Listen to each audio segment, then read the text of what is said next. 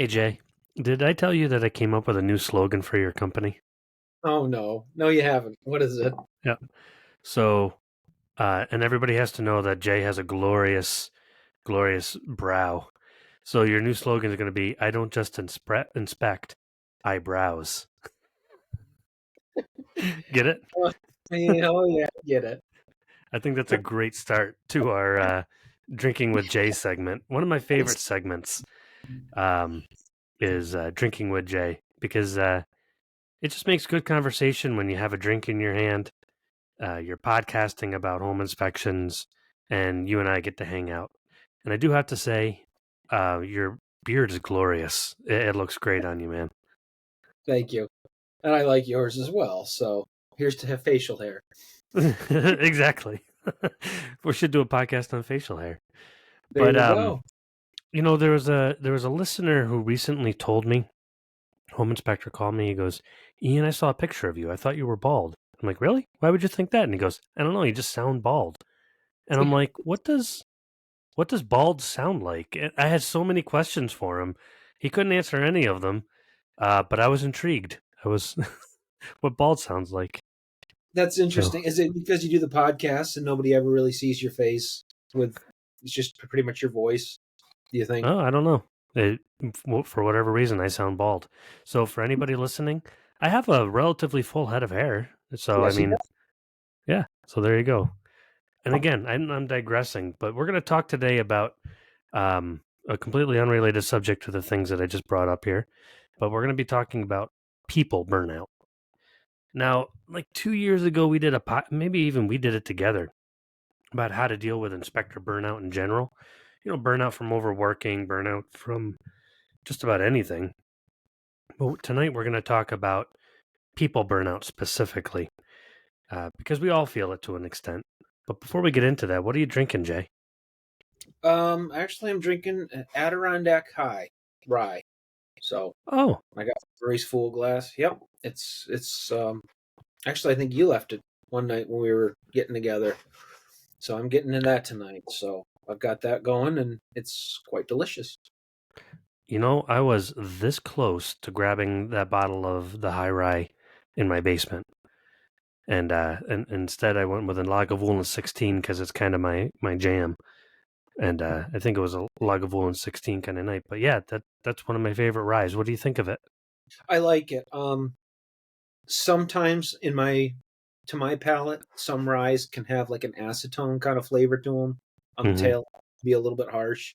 There's just nothing in this. It's just a nice light grain flavor that's very smooth and very easy. So, um, I guess if this was another section of drinking with someone else, he'd tell you there's light sugary caramel aftertones with that. But just me, so I'm There's gonna say it tastes good. I can get a little bit of grain. There's no chemical flavor or nasty aftertaste. It's just smooth and easy. So Jay, Jay sitting there. It has an oaky afterbirth. Uh, you know. it's like caramel flavoring with. Sorry. uh, good times. Hmm.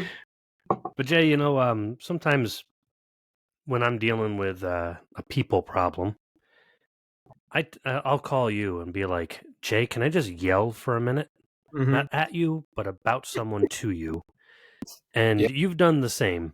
Oh yeah. We as people are just difficult creatures to deal with. Well, We go into the store and I don't know why. There's like unspoken rules, like wait for the person coming the other way. Don't park your car across the aisle, you know, sideways, and just people. Those little things tend to get to me over time. Do you find that people in your business and life tend to get to you over time, Jay? well, in an extreme way. I'm a very introverted personality by nature. I can spend long periods of time alone, and even longer if I have just a few select people that I get to be with to satisfy that need. So I'm coming from the point where I don't get energy from people. In fact, being around a group drains me. And yeah, in general, just society has been putting a lot more pressure on that aspect. But even professionally, I find is that I think one of the things that I came to realize a long time ago is that I'm not in the inspection business. Primarily, I'm actually in the people business, Mm-hmm. and it's gotten hard. I think it's gotten hard socially. So we've got that constant irritation, and then even professionally, dealing with people. There are some days when it's like you're full on. I feel like a therapist and not a home inspector because you got to handle all the emotions and everything going on with somebody. And I get it. I mean, they're at a very stressful time. They don't understand the process. They're looking at spending a huge amount of money. They don't know what's going to happen for the house. You're walking through telling them all the problems with it. They're stressed already, but sometimes it can be real hard to handle all the emotional demands that are put on you on a day-to-day basis. And then I think the other side of that is, for me, once I get irritated, it takes me a long time to calm down. I don't let things go fast or easy. So Mm-hmm. um, this stuff tends to build up, which is why, yeah, I will call you sometimes and go, Ian, blah, and just lose it for about 10 minutes. Um, so I get it. And I think you're seeing the same thing. And honestly, I think a lot of guys out there are seeing it. I think a lot of us are actually dealing with this. We just don't tend to talk too much about it. Yeah, and we'll get into that in a little bit about not talking about it because I'm just going to throw some figures at you. I was looking up um, psychiatrists in the United States. Well, first of all, there's lots of studies. There's one done by the Mental Health Institution in the UK, but I'll just focus on the United States. They started measuring people's anxiety levels back in the 90s, like early 90s, and they said there's been a steady increase over the decades, but they said over the past 4 years that there has been a spike in people's anxiety and conversely how they react to life by 25%. So now people are basically 25% more irritated, on edge, and anxious than they were just 4 years ago. So now we take that and we put people into the second most stressful situation. Actually, I think it's third. I think it's the death of a loved one. Then it's a divorce, and then it's buying a home. So Yep. it's the third most stressful situation that a human being experiences in the modern Western society. Yep. And then during that, the home inspection tends to be one of the most stressful parts of that, if not the most. And then that's where we come in. So we as humans tend to be empathic. What other people feel affects us whether we like to admit it or not. Unless we have some sort of condition that doesn't allow us to feel feelings, when somebody's stressed around us, our subconscious picks up on physical cues, pheromonal cues, and all these other things. So that's a long way of saying if we're feeling a little bit of people burnout as a home inspector, we're not alone. And there's science behind it saying, yeah, it's a little bit harder right now. That people are a little bit more difficult to deal with. I mean, just watch YouTube. You don't need science. Just watch YouTube and scroll through every angry video of a Karen throwing a gallon of milk at a clerk. People are on edge. Mm-hmm. Do, Well, well, I think the last 4 years too. I think it's revealed um, problems in our society that nobody really wants to talk about. And I think one mm-hmm. of the things that a lot of people, that at least in my experience, they've lost confidence in a lot of the established social structures. And I think there's a lot of people that are just feeling lost, and you know, for whatever reason, won't get into all that because I'm not an expert on that. But that's just kind of my impression of things. It feels like a lot of things that people used to put faith in have been smashed, and that's kind of what I get, especially from the younger generations and the younger people that I'm dealing with, is they just don't know where they're going and they don't know how they're going to get there and they don't know what it's going to take to do it. And they're just really stressed about even the immediate future, let alone the long term future. So Well, yeah, it's and to put ourselves in a young person's shoes that's buying a house. So let's say their whole idea of life has just been turned upside down over the past 4 years, and they're trying to buy a house. There's no houses on the market. There's um, no real good way going forward to get a house for a lot of people. They're having to pay twice as much in some areas as they did just 5 years ago, 4 years ago. and agents on site. They're worried about, am I going to have a job come July because of the NAR settlement? Am I going to be able to do this? Am I going to be able to do that? Is this deal going to go through? This was the only house we could find for them. Everybody in that room has just bottlenecked their anxiety, and we tend to be, as home inspectors, at the opening of that bottle at the top when everything finally blows. Oh yeah. Well, especially because I think if we're doing our job, um, my take on, and this is something that in that pre-inspection conversation I have with people, is I'll tell them straight up. I says, you know what? I'm here to be your professional pessimist, so I'm not going to go ooh pretty, ooh nice, ooh good. I'm here to go. Here's a problem. Here's a problem. Here's something to think about. Here's something I have to maintain. Oh, here's a big problem we need to talk about. So I try to preempt that too. And it's funny because I'll say that, and a lot of people are like, "Yeah, I know," and I'm really nervous about this, and I don't know what you're going to say, and what's your opinion of things, and they're really putting a lot of pressure on us during the home inspection because it is a high stress time and not bad pressure. They want to make sure that what they're getting is worth the money they're spending and it's not in such a shape that they can't take care of it. Because I think the other side of that is not only are they overspending on houses, but most young people today have not, in my experience, been trained to do even basic home maintenance and stuff that you and I take Mm. for granted. They don't know how to caulk a window in or do basic painting, or many of them have never used a screw gun before. So the idea of anything needing to be done in their house, whereas to you or me is like, yeah, you just take care of it this way, XYZ, no big deal. Anything that needs to be done can be very overwhelming because it's a skill set they also have never had to develop or never were taught.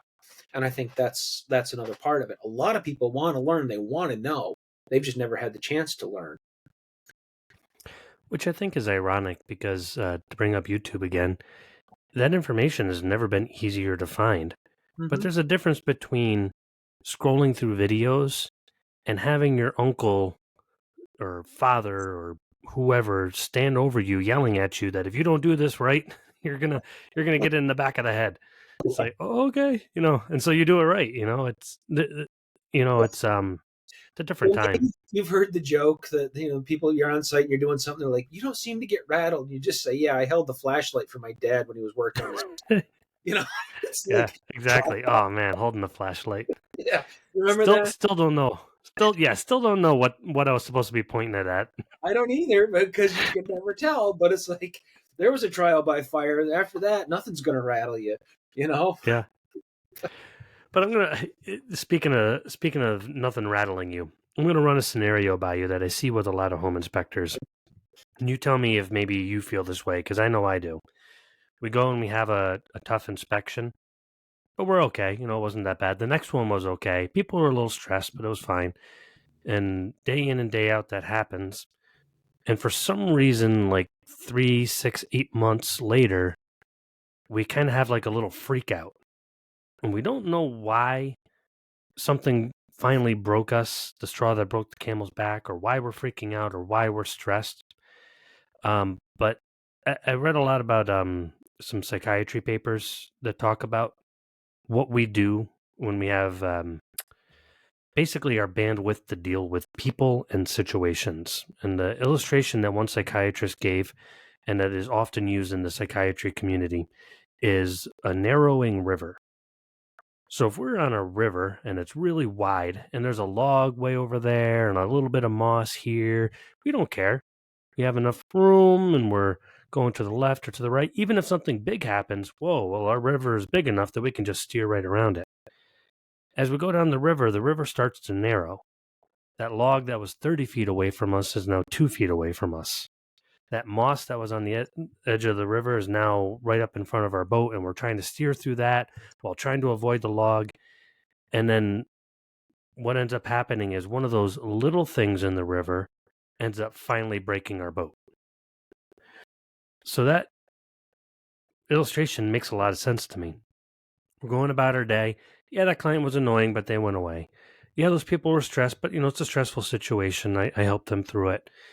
And people take from our emotional energy, or more appropriately, we give them our emotional energy, and our emotional river starts to narrow. So it's like I tell my daughter, when people get mad at you, it's usually not that thing that they're mad at you about. They're usually mad because of accumulation of things that led to that, and they're just blowing up about that. I know I find myself, like, use that store illustration because, man, the store just stresses me out lately sometimes. It's just like, why don't they have bananas? I'm like, why am I freaking out in my head about bananas? I don't care about the bananas. I'm freaking out about everything else in my head that led up to that. Do you think that's an appropriate illustration, or do you have a different take on it?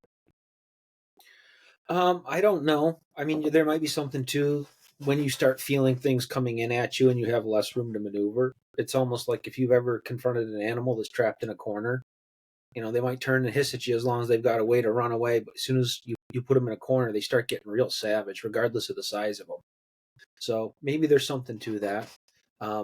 I think for me, what it is what usually ends up happening for me is I'll go through 6, 8, 10 weeks and things will be stressful. And then I will get the phone call or the email from somebody that was 6, 8 months ago. And they're Mm-hmm. angry, they're upset about something. And that just cranks everything up. And then I'll be nervous and anxious about the phone ringing or the emails coming in because it's like you start second guessing every inspection that you've done from that time all the way up through or even beyond. So that tends to what happens to me is that when somebody calls up and is upset, and honestly, usually it's baseless, um, you know, you didn't write down that there was a gutter that was dripping on my irises and now that killed my bulbs and I'm upset. It's like just stuff like that usually comes Sounds up. like a real story behind that one. Maybe not. Maybe. But you know what I'm saying is, and then all of a sudden, everything that's happened comes back just in sharp Mm-hmm. focus. And for me, I have a hard time letting the negative go. I really tend to focus on and remember the negative experiences, whether they be minor or major. So, um, letting things go has never been my strong suit, and I think actually a lot of guys are like that. Because when we get together, I've been talking with some other home inspectors, and we get winding up, they'll remember things that clients said 2, 3, 4, 5 years ago, like verbatim, and they're still upset about it. And you can see it because they still get angry and still get worked up. So I don't think I'm alone when I say that. I think a lot of us actually tend to do that. We tend to remember the negative experiences much more than the positive ones. So I guess it really comes down to the fact that, I mean, there's different people. Some people are like, so what? Somebody calls you angry, you move on. I've never been that way either. I tend to, I've learned over the years to be able to deal with larger problems because, I have a lot more going on. Okay, we can address this, we can address that. But especially when it was just me inspecting, that was my pride. That was, it meant something to who I am as a human being. And people say it's just a job. Our job is part of who we are. It becomes like how we think, how we act, how we go about life is affected by whatever job we do. And when you care about something, it's really hard to not not get that sick feeling in your stomach when somebody calls you yelling about their irises, even though it's Yeah. baseless. It it, So it matters. it does matter. And I think, I've heard you reference this in other podcasts. And I know you and I've talked about it privately too. But to be good at this, you have to put some of your soul into it. You just can't be completely detached and completely lifeless because you need to Hmm. engage people. And that's what comes back to my point is that we're in a people industry. You've got to know how to handle people, you've got to know how to manage it, and you got to put some of your heart and soul into this. And if you don't, I don't think you will be successful, or I don't think you'll be nearly as successful as you could or should be. I've seen guys that are technically brilliant, but because they can't connect on a human level, their business suffers, and they're not, frankly, great inspectors because they're not able to communicate and Hmm. understand what they're dealing with needs. And that's the other thing too. Um, you know, it's like everybody's different. Every inspection is different. Every person is different.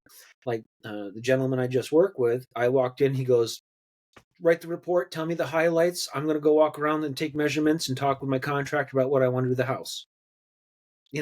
And that was his thing. A week ago, I was with somebody that wanted every detail they could. They were right next to me the whole inspection. They were asking me very technical questions, and he couldn't get enough information. Um, so he just very different personality. He needed details. He needed how things run. He needed ins and outs of just about a breakdown of every system, how things were built, what materials were used. And he's got the right to that. That's why we're there. So that's it too, is every inspection, every person is different, and you got to tailor that inspection to what they need. And that's what I mean. You can be technically a brilliant inspector, but if you can't make that human connection, I think you're gonna have a hard time. But the downside to Yeah. that is the more you put of yourself into this business, I think the more vulnerable you are to people burnout, because they take more from you, and sometimes it's harder to replace what's lost so quickly. Or just shouldn't say lost, maybe drawn out of you is a better word. Yeah. And it is interesting to note that I do think a lot of home inspectors feel that way, whether we like to admit it or not. But the problem is we oftentimes let it go too far. Like Okay. we get completely burned out before we address it. Yeah. You know, if the 10th inspection is going to be the one that breaks us, we go do 12 inspections before we take a break, Yeah. instead of I'm starting to feel it come on, or even before we start to feel it come on. Okay, I'm just going to take Friday afternoons off for the rest of the year. Hmm. Instead of just doing some self-care, we burn ourselves out, and then everything suffers: our family life, our business, even the biggest, richest people who have come from nothing and built giant corporations. They've all said, I would always take time for myself. Look at Bill Gates. I watched a documentary on Bill Gates, and he would actually do a little retreat. He has like this little one room creepy cabin on a lake or something, and he would just go there and he would read. This guy would be like, if he could say, well, for every half a day I take off, I lose $500 million. He doesn't care. He goes, that's I am the product. And if I don't take care of my product, it's like if we had a racehorse and we just ran him hard, people would be whacking our hands saying, what is wrong with you? Take care of that horse. He's making you money. Hmm. But yet we don't do that with ourselves. Everybody's like, oh yeah, work harder, hustle culture, buddy. And it So, doesn't work that way. so you're getting to the point of what do we do to mitigate its results? How do we deal with Yeah. it? I think I think we would all agree, and I don't think there's going to be too many comments of the podcast of the saying, "You guys are wrong. Burnout's not real." I think everybody's going to go, "Yeah, burnout's real." But then, how do you Hmm. manage it? And I've actually started to develop some strategies for managing it. I know you have too. So I'm going to start with you. What are some of the ways that you deal with the people stress? Doing a podcast with Jay and drinking with him.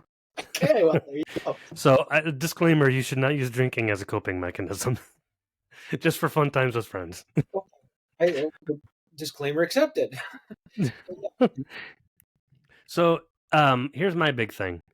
So I didn't realize, I told you about this. My daughter, she's young, but she's wise. And she could tell I was feeling it. And she says to me one day, she goes, you need to hang out with people who don't need anything from you.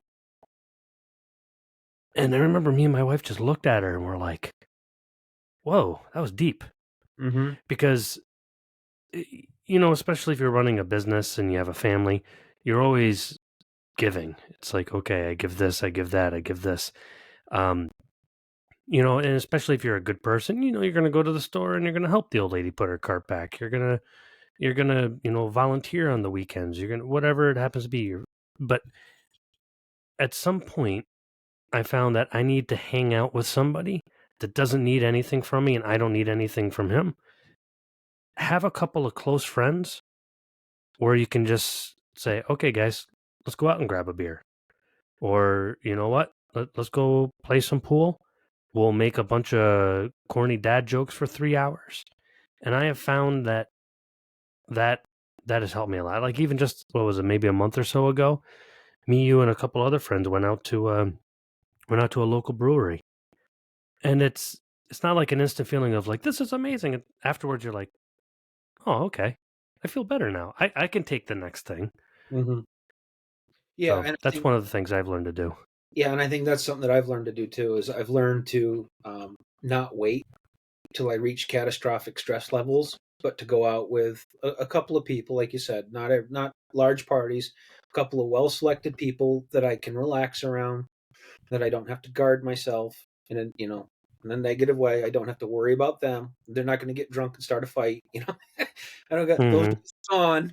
But it's we can go out, we decompress for a while, and I think some of it is if something's really bothering me, I can vent it, and it's a safe spot to vent it. They're good with it. Um, if something's going on with them, I can hear it, and I know everything is fine. And it's kind of like I give them a little of my load, I'll take a little of their shoulder, a little of their load too.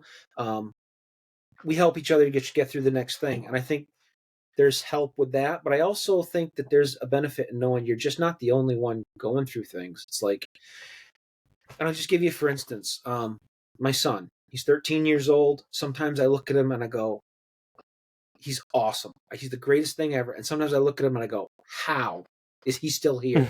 It just drives me nuts. And I'm just, I go, what is going on? Till I talk with another parent who has a 12 or 13-year-old kid, and they go, oh yeah, my kid's doing the exact same thing.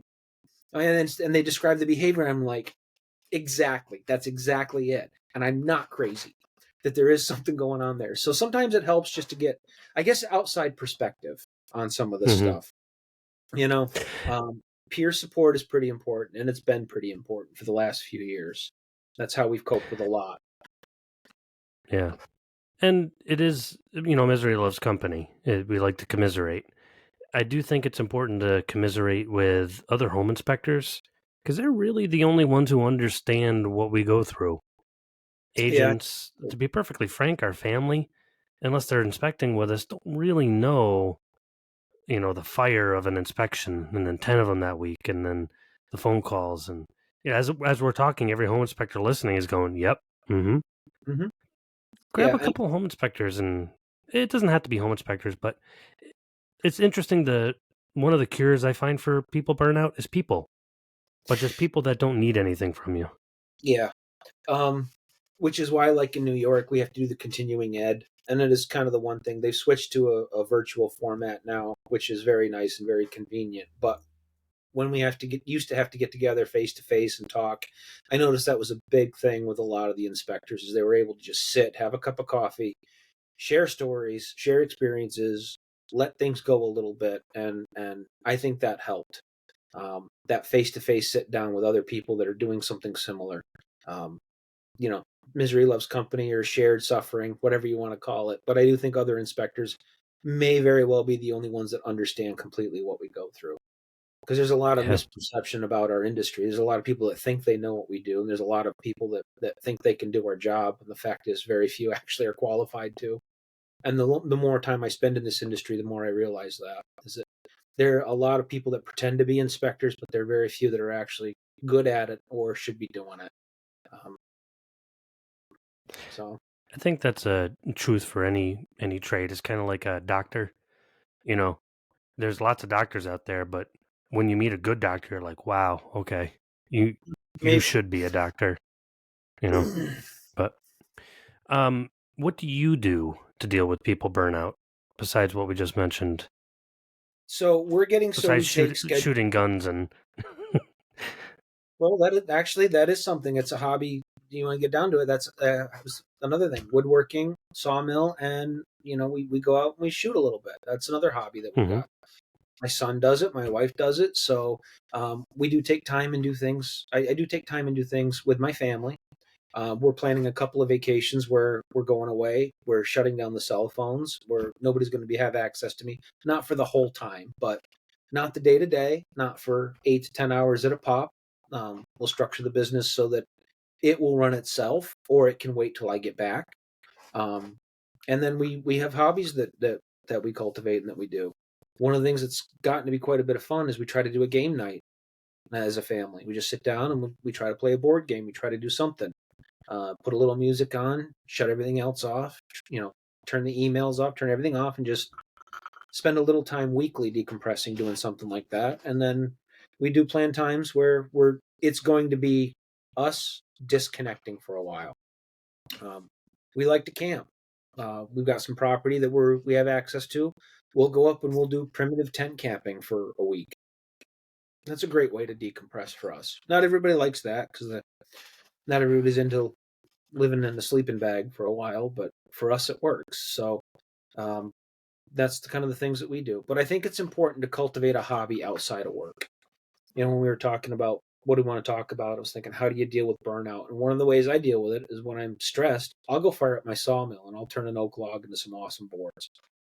Then I'll sit there and I'll think Yeah. about all the stuff I'm going to do with it. I'll stack it and I'll air dry it and I'll move it. I leave the phone inside again so that I'm just focusing on what I'm doing. Nobody can reach me and it's fine. So for that hour or two that I'm doing that, my world is good. And I try to do that when I'm feeling stressed, and I just try to do this to get ahead of stress. But it's a hobby. That's really what it is.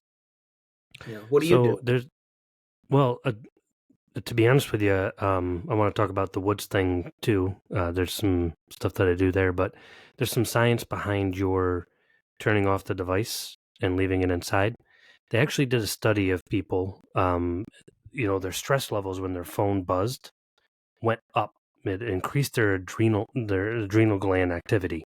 So they were testing these people for adrenal fatigue and all that stuff. So basically overstressed. And they found that people who kept their phone on them but the buzzer on or the buzzer off, but their phone's still on them, were almost as stressed as people who were still getting the phone calls. Mm-hmm. They said the only way that they could actually take the control group and get them to calm down was to turn the device off and just take it away from them. And then they could measure their heart rate going down and all this other stuff. So there's science to back that sometimes we just need to turn stuff off. Could we miss work? Mm-hmm. Yes. Will we miss more work if we have a heart attack? Or Yeah. we go off and yell at an agent on an inspection, or we freak out at a client, or for the next 6 months we answer the phone a little bit grumpy and we lose 20 inspections because they're like, boy, that guy sounds grumpy. Can we just for an afternoon take the chance to lose some work and plan it out? Say, okay, phone's going off, not answering emails. Turn it off Friday at noon, and I won't open it till Saturday at 12. I mean, let's be honest. There's stuff that happens, but what could possibly happen with our business if we just turn it off for a half a day? Not much.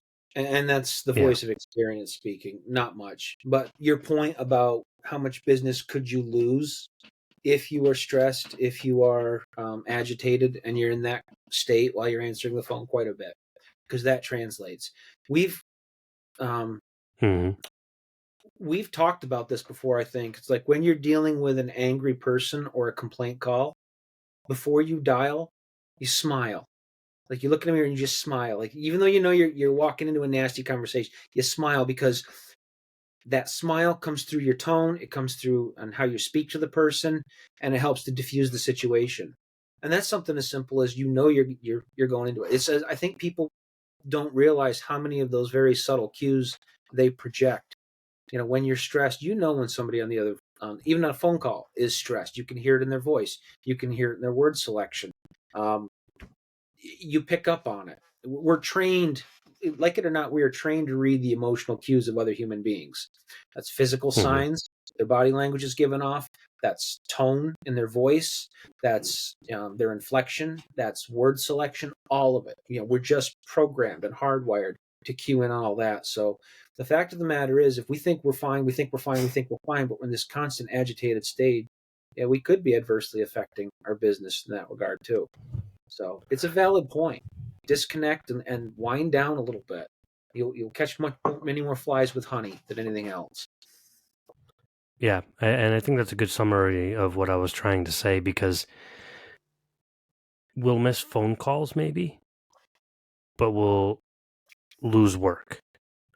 Even like customer support, like these big companies that run big customer supports for like big corporations and stuff, they have techniques and they have ways to get people to calm down before they answer customer support. Because if you're high energy and stressed from the last call, you're going to make the next call worse. Or if you're a salesperson, nobody wants to talk to the stressed out salesperson. You want to talk to the guy going, hey, what's going on? What can I help you with today? Yeah. That's what we want. And especially buyers, because they're emotionally on a, you know, they're just going crazy. They want that calm voice. Hey, this is Jay Wynn. How can I help you? Yep, we're going to do a fantastic inspection for you. That's a lot more than, hello. What do you want? Okay. Yeah, I'll get to it. And it's going to make a big difference. It does all the way around. Um, which leads me to another thought that I had, um, and that's set your limits and stick to them. And what I mean by that is, um, people are allowed certain parts of my attention. I'll do the home inspection. I'll answer every question I have. I'll be available for follow-up questions, but my personal window of accessibility is limited to roughly the immediate time of the home inspection. Um, I have found, and I'm maybe I'm wrong on this, but I have found that it seems like a good inspector, and that's not just me, that's a good inspector, seems to be one of the most competent and well-educated people that they're dealing with through the whole financial transaction. And I've just seen other guys do it. Their knowledge base is exceptional. They take care of people. They cue in on it. The downside to that is when something goes on or somebody's stressed, they immediately jump back to that person that helped them out so much. So, it's not uncommon, or it was not uncommon for a while, to have people call me up and asking me how to fix their water pump or turn their furnace on, and felt like because I did an inspection for them once that they could call me at any time to fix any problem that they had for the next year or two, or sometimes more. So I've had to draw some lines there too, in that you get my attention, I will do the inspection, I'll answer the follow-up questions, but my actual availability for you like that is limited. And I know there's guys out there that will say something different, but that's been something that I've had to do just to keep my head in the game too. Draw some lines and stick with it. Well, that's also a privilege that you have for the time that you've put in. Yeah, that's true. It's not like That's 100% true. Yeah. It's like you've done your dues, Mm-hmm. and you did a great inspection, and you have 30 years experience that you're bringing on that inspection, but drawing lines takes on a lot of different roles, or not roles. It's not takes on a lot of different places, because even like our time of day, one of the worst things we can do is to teach people that they can contact us any time of morning or night. And this home inspector got so upset because an agent texted him at 3 a.m. And I guess the agent just doesn't sleep. I have no idea. And he's just like, I told her, don't contact me so late. She goes, what about this deal? Okay, I'll get it over to you. And I'm like, why did you even answer? All you did was teach that agent that they can reach you at 3 o'clock in the morning. Mm-hmm. Or an agent or a client calling you at 9 o'clock at night. I remember a client calling, and it was 9 o'clock at night, and I didn't call him back till the next day. And they're like, why didn't you call me back? I'm like, because it was 9 o'clock at night. Well, I need this done. And I'm like, you are not the client for me, because I am not going to be available all hours and all weekend for you to be able to get a hold of. And I have found that when I set those limits, half the time or better, people got the answers to their questions anyways. 90% of the phone calls that I get from past clients is, where's this? Page 32. Oh, Yeah. okay, thank you. But still, it's like you get 5 of those in a night. It's like that can wait till Monday. And by the time I get to them, they're like, oh, I found it already. Same thing with the agents. It teaches them to sometimes do their job a little bit, unfortunately. They're like, how do we negotiate this? I always hated when an agent said that to me. I'm like, what? I don't know. That's not my job. They're like, well, what does this mean? It means there's a buried oil tank in the front yard. Mm-hmm. Well, you need to write a letter explaining this so that we can negotiate. I'm like, I told you what the problem is, what the potential issues could be. What else do you need? So I don't need to answer that call at 10 o'clock at night. Yeah. But one thing I do want to mention is you mentioned camping. Not all of us have a privilege of living in a rural area like we do. But I tell you what, nothing relieves me more than turning my phone off and heading out into the woods. Mm-hmm. I'll answer my messages and everything the next day. Don't care if it's Saturday or Sunday, but right now, this is my time, and I'm going to sit and stare at trees and drink some Lagavulin 16. There's something to be said about that. We can get that in nature, and there's science behind that too. There's like a billion studies.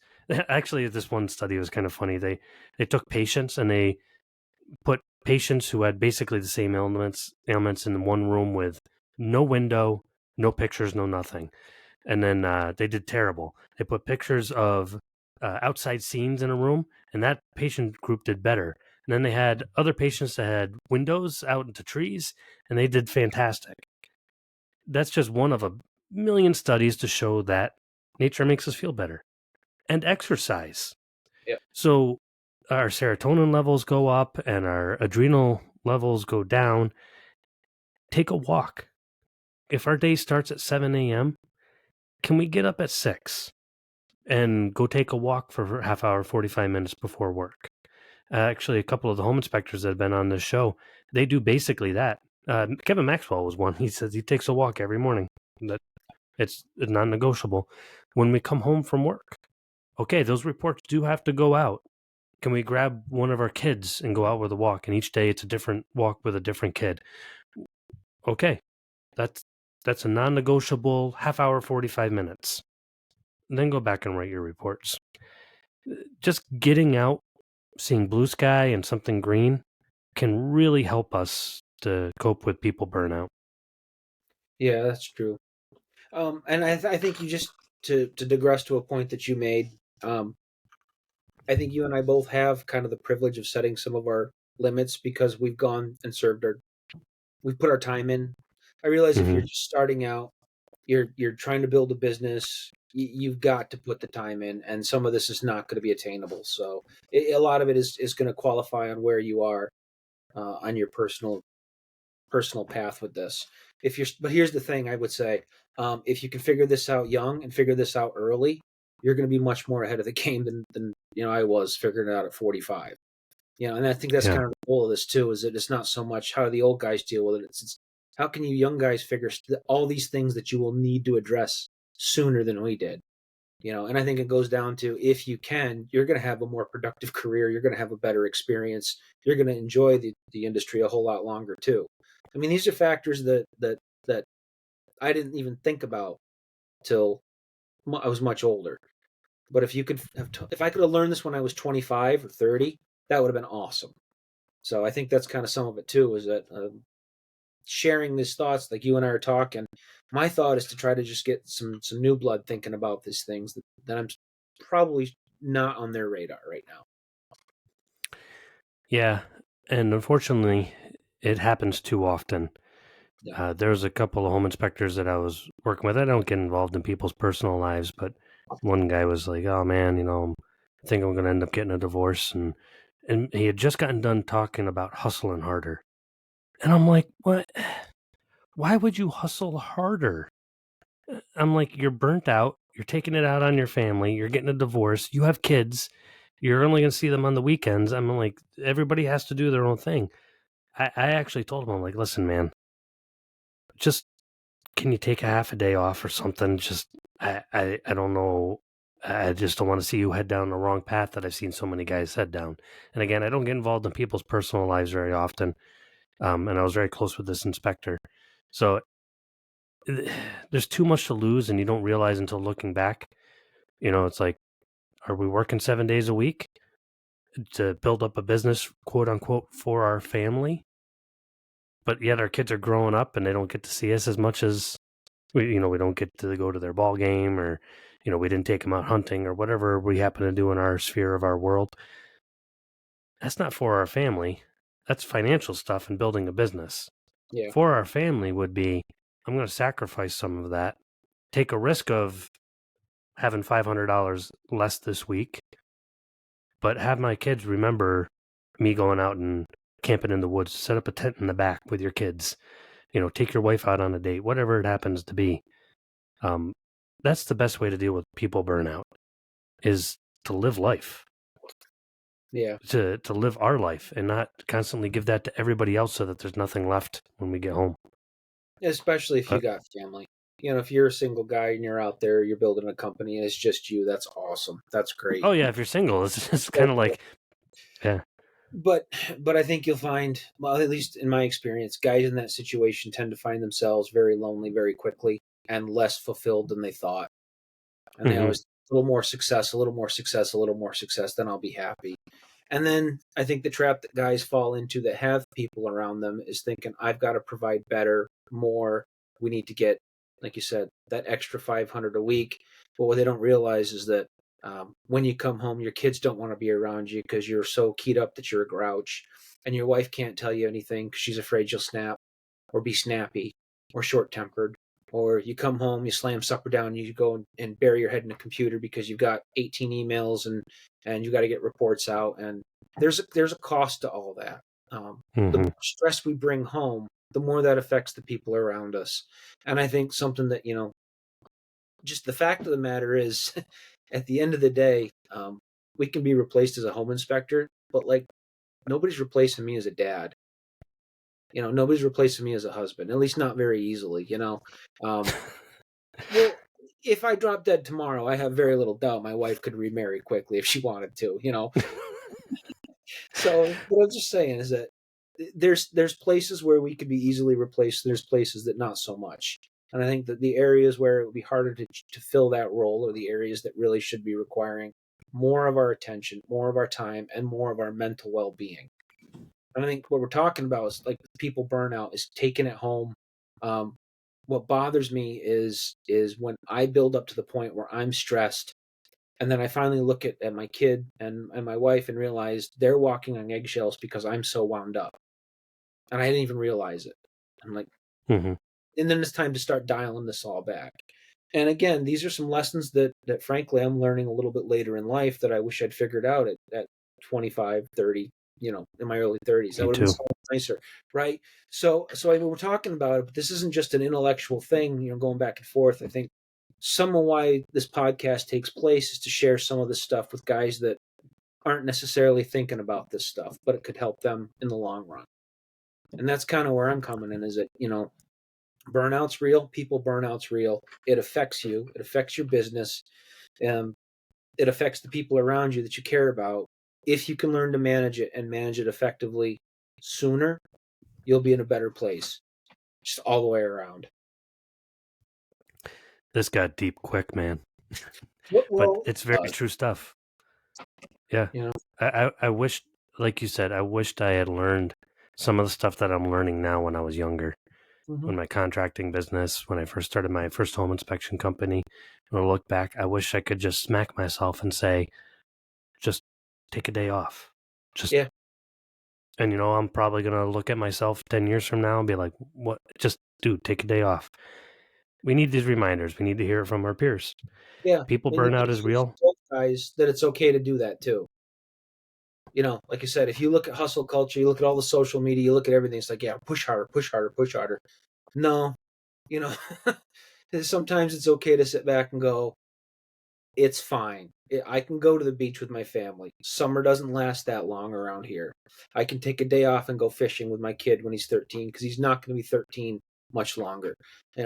I can take my wife out on an evening and I can shut my phone off so that I can just sit and talk with her for 40 minutes or an hour and enjoy a nice meal. These are all things that it's okay to do. And these are all things that I think we should be doing. And I think that's kind of, you get talking with other guys around it, and this is the stuff that gets forgotten. And we kind of need to remind each other because the results are heart attack, stroke, divorce, kids that don't know you or don't want to be around you, broken families. There's some real consequences to not managing this. There really is. So I'm really glad we're talking about this. I think I'm out of scotch, and I think we're out of time here, though, Jay. Yeah, I think you need a refill, though. I But do. I can't thank you enough for being on. Again, one of my favorite segments, drinking with Jay, real talk with Jay. That's really what it comes down to. Thank you for bringing your beautiful beard and brow and giving us all this wisdom. And always a pleasure to have you on, Jay. It's always fun to talk. Thanks. We'll talk soon.